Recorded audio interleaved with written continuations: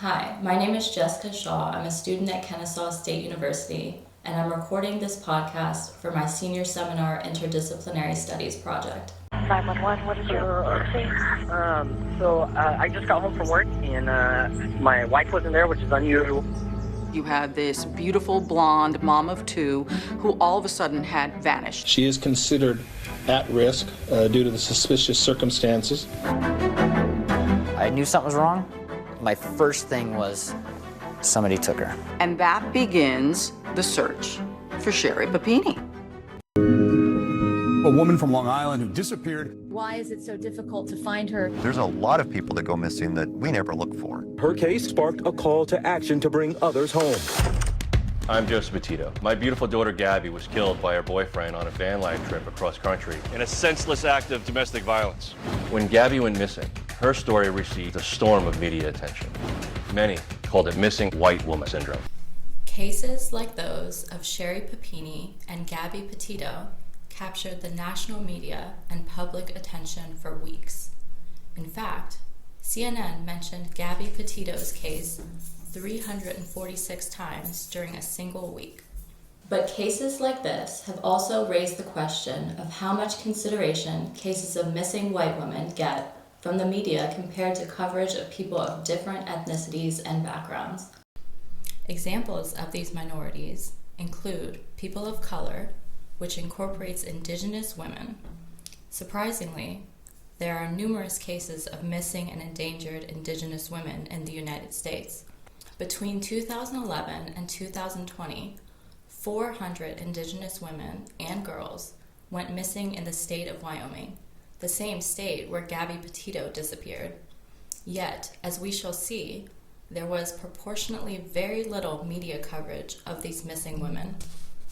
This disparity in media coverage is so pronounced that it has received its own term, missing white woman syndrome. Right now, there's a big spotlight on missing and murdered Indigenous people in Arizona. Things hit a boiling point when 14-year-old Emily Pike was found murdered outside of Globe after disappearing from her Mesa group home earlier this year. The murder of Emily Pike, a 14-year-old girl found dismembered outside of Globe after she disappeared from her group home in Mesa, putting other missing and murdered Indigenous people's cases in the spotlight. According to the FBI, in 2020, there were almost 55,000 adults missing or kidnapped in the U.S. Of these people, almost 35,000 were white or Latino, while half of that statistic included Black, Asian, or Native American persons. Yet, the media coverage for missing white citizens far outweighs that for people of color.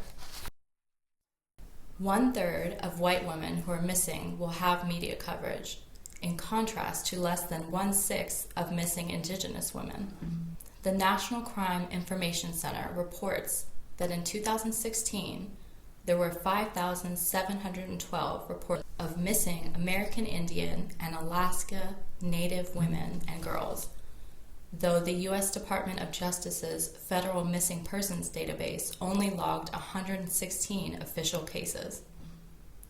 This chart shows the top 10 states with the highest number of missing American Indian and Alaska Native women or girls.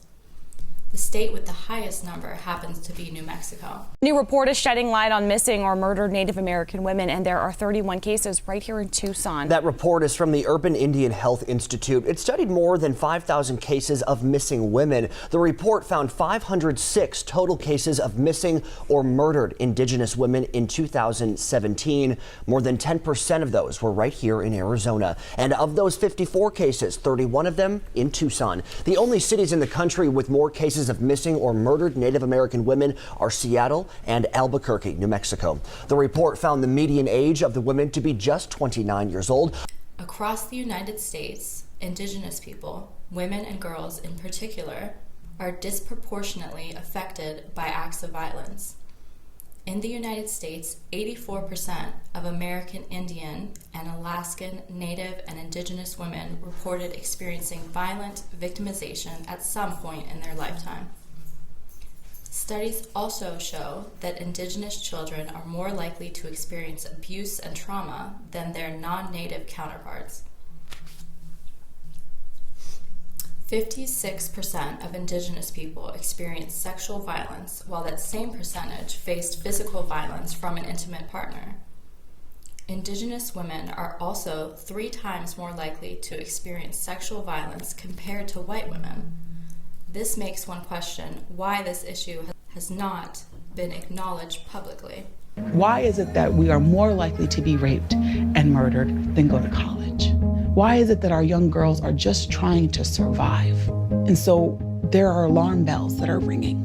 What is going on? The sheer number of Indigenous women that have been missing or murdered suggests an epidemic, but there isn't a comprehensive data set to confirm that. The crisis of missing and murdered Indigenous women. For this tribal leader, it's personal. I lost my daughter 5 years ago. His daughter Tara went missing and was later found dead near her crashed truck.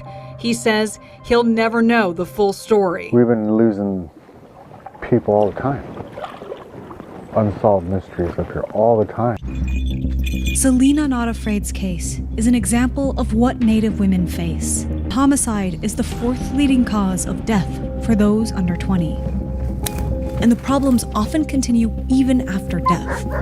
According to a 2019 report, approximately half of all cases involving murdered Indigenous women in Montana have been misclassified for causes like suicide, overdose, or exposure. We are so used to our people's deaths being classified as exposure, suicide, accidents, and not actually being investigated as suspicious. There's something happening here.